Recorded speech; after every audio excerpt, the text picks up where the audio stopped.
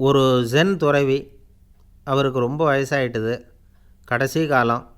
நண்பர்களையெல்லாம் கூப்பிட்டார். நண்பர்களே, நான் வித்தியாசமான முறையில் சாகணும்னு ஆசைப்பட்றேன், அதுக்கு ஏதாவது யோசனை சொல்லுங்களேன் அப்படின்னு கேட்டாராம். நண்பர்கள் சிரித்தாங்க. என்ன பேச்சு பேசுகிறீங்க? சாவறதுங்கிறது என்ன விளையாட்டுத்தனமான காரியமா அப்படின்னு கேட்டிருக்காங்க. அந்த துறவி கொஞ்ச நேரம் யோசனை பண்ணார். அப்புறம் கேட்டாராம், இது வரைக்கும் யாராவது நடந்துக்கிட்டே இறந்துருக்குறாங்களா அப்படின்னாராம்.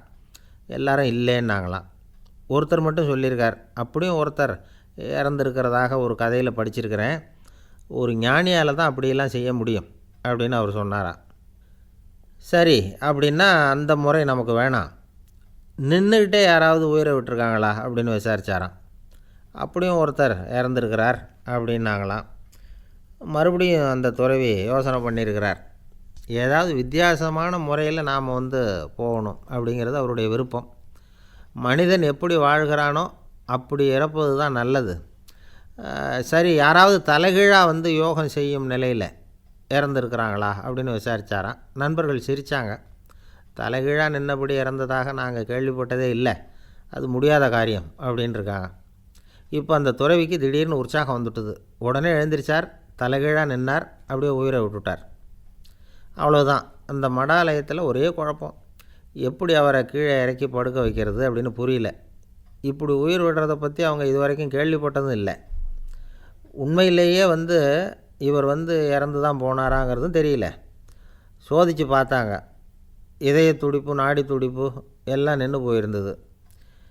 இவர் எப்பவும் இப்படி தான், என்ன பண்ணுறது இப்போது அப்படின்னு சொல்லி எல்லோரும் குழம்பிக்கிட்டு இருக்கிற சமயத்தில் ஒரு பெரிய ஒரு யோசனை சொன்னார். இந்த துறவியோட மூத்த சகோதரி பக்கத்து மடாலயத்தில் இருக்கிறாங்க, அவங்கள இங்கே அழைச்சிட்டு வந்தால் ஏதாவது வழி கிடைக்கும் அப்படின்னார். அந்த அம்மாவுக்கு 90 வயசு. அழைச்சிட்டு வந்தாங்க. ஒரு குச்சியை ஊன்றிக்கிட்டு அப்படியே மெதுவாக நடந்து வந்தாங்க. தம்பி, தலைகீழாக நின்று உயிர் விட்டு இறக்கிறத பார்த்தாங்க. தம்பின்னு கூப்பிட்டு பார்த்தாங்க, ஒன்றும் காணோம். உடனே என்ன பண்ணாங்க, தன்னுடைய கைத்தடியால் தம்பியோட உடலை ஒரு தட்டு தட்டினாங்க. ஏப்பா, சாகிறப்பவும் உன்னுடைய குறும்புத்தனத்தை விடலையா? இப்படியாடா சாகிறது, ஒழுங்காக செத்து தொலை அப்படின்னாங்களாம். அவ்வளவுதான்.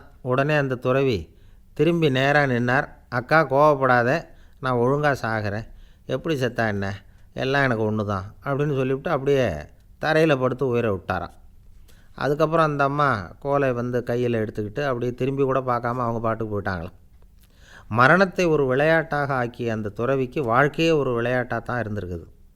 எந்த நோக்கமும் இல்லாமல் செயல்படுறதுன்னா என்னங்கிறதும் அவருக்கு தெரிஞ்சிருக்குது. பயனை எதிர்பார்க்காமல் பணி செய்து வாழ்ந்து மறைந்த மகான் அவர். தம்முடைய தொழிலை விளையாட்டு போல் செய்ய தெரிஞ்சவருக்கு வாழ்க்கையே ஒரு விளையாட்டாக மாறிடும். எல்லாமே விளையாட்டாகி விடுகிற போது மரணமும் விளையாட்டாகிவிடும் அப்படிங்கிறது தான் அந்த தத்துவம். ஆனால் அதுக்கு முன்னாடி உங்களுக்குள்ளே இருக்கிற உண்மையான நடிகனை நீங்கள் அடையாளம் கண்டுபிடிக்கணும்.